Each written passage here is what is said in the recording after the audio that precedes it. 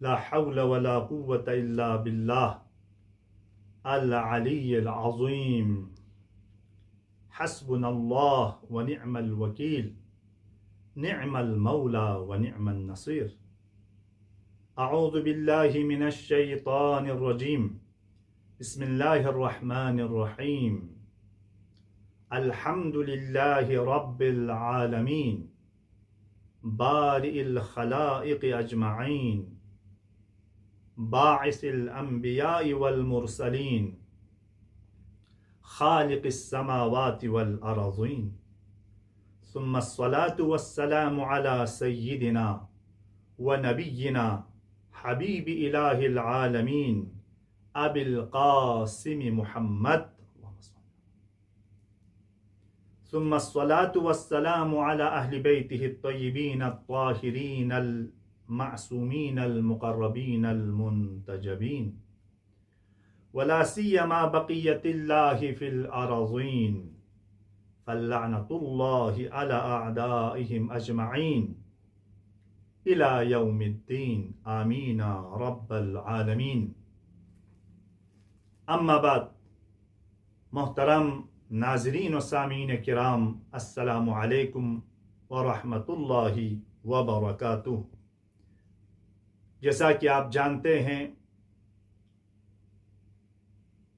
ہم قرآن مجید میں فضیلت کے معیار کے حوالے سے گفتگو کر رہے تھے اور یہ ہم عرض کر چکے کہ اگر ہم کسی شخص کو شخص با فضیلت کہتے ہیں تو کس عنوان سے کہتے ہیں؟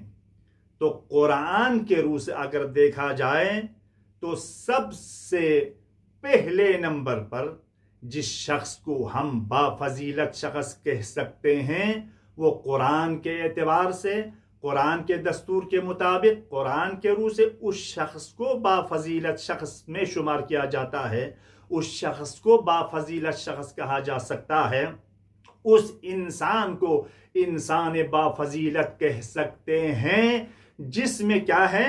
سب سے پہلے نمبر پر علم موجود ہو۔ وہ عالم شخص کو با فضیلت انسان کہہ سکتا ہے۔ وہ جاہل کے مقابلے میں عالم کی عظمت کو قرآن نے بیان کیا ہے، والذین لا یعلمون۔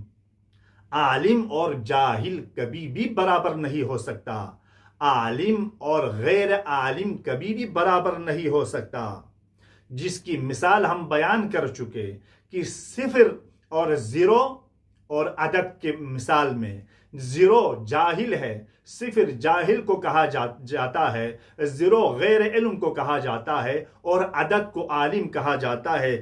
یعنی صفر پہ آپ جتنے بھی صفر اضافہ کرو گے، صفر پر آپ جتنے بھی صفر اضافہ کرتے جائیں کوئی فائدہ نہیں ہے جب تک اس کے ساتھ، اس صفر کے ساتھ کوئی عدد نہ ملایا جائے۔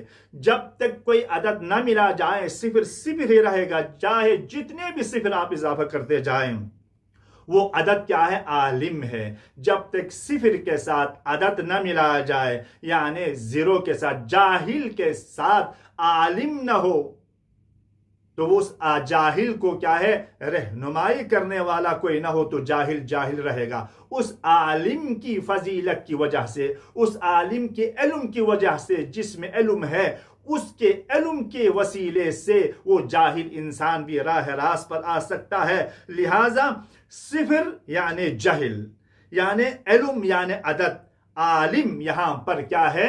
عدد ہے، جاہل یہاں پر صفر ہے۔ لہٰذا قرآن نے کہا کہ عالم اور جاہل کبھی بھی برابر نہیں ہو سکتا۔ پس میرے عزیزو، ایک معیار جو قرآن نے بیان کیا فضیلت کا، ایک عظیم معیار کیا ہے؟ وہ علم ہے۔ فضیلت کی پہلی چیز کیا ہے؟ علم ہے۔ بس یاد رکھنے کی ضرورت ہے، اللہ کو یہ ہرگز پسند نہیں ہے، اللہ کو یہ ہرگز پسند نہیں ہے، نہ اللہ کو یہ گوارا ہے کہ کوئی عالم موجود ہو اور اس عالم کے برابر میں کوئی جاہل کھڑا ہو جائے، کوئی عالم موجود ہو اور اس عالم کے مقابلے میں کوئی جاہل بولنے لگے، کوئی عالم موجود ہو اور فیصلہ کوئی جاہل سنائے، کوئی عالم موجود ہو اور ممبر پر کوئی جاہل جائے، کوئی عالم موجود ہو اور کوئی جاہل جو ہے یہ ادعا کرے کہ ہم رسول کے طرف سے ہے۔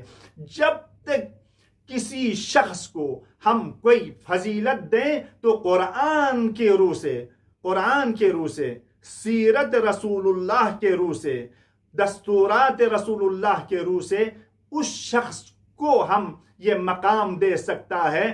کسی بھی مقام کے حوالے سے اس میں اگر علم ہو تو اس وقت ہم یہ کہہ سکتے ہیں کہ یہ بافضیلت انسان ہے، ورنہ ہم عالم کو کیا ہے، اس کے علم کو ہوتے ہوئے کسی جاہل کو عالم پر اگر ہم فوقیت دیں تو یہ کیا ہے، ہم نے علم کے خلاف، یعنی ہم نے علم کے کیا ہے توہین کی ہے، ہم نے علم کو نظر انداز کیا ہے۔ لہٰذا دستور قرآن یہی ہے کہ علم کیا ہے، جس کے پاس علم ہے وہ صاحب عزت ہے، جس کے پاس علم ہے وہ صاحب فضیلت ہے، جس کے پاس علم ہے وہ خدا کے سامنے با فضیلت اور با کمال انسان ہے۔ انہی کلمات کے ساتھ میں آپ سے اجازت چاہتا ہوں، انشاءاللہ آنے والی نشست میں مزید گفتگو کریں گے۔ تب تک کے لیے فی امان اللہ، التماس دعا۔